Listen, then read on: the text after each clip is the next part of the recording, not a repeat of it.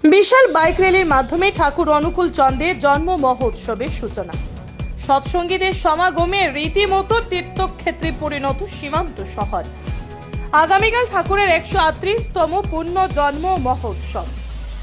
Mega ধর্মসভায় ভাষণ দেবেন কলকাতা বিশ্ববিদ্যালয়ের অধ্যাপক শেখ মাহাবুল ইসলাম দেবজ্যোতি বন্দ্যোপাধ্যায়।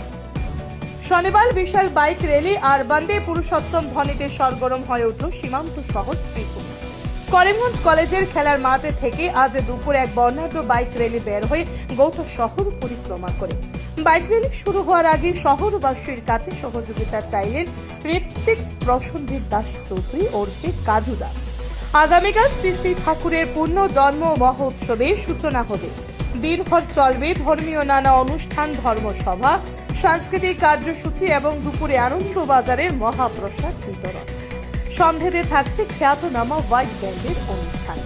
গোটা অনুষ্ঠানকে সার্থক করে তুলতে সবার ঐকান্তিক সহযোগিতা কামনা করেছেন উৎসব পরিচালন সমিতির কর্মকর্তারা। ত্রিভূমি থেকে সুস্মিতা দাসের প্রতিবেদন, নববার্তা টিভি।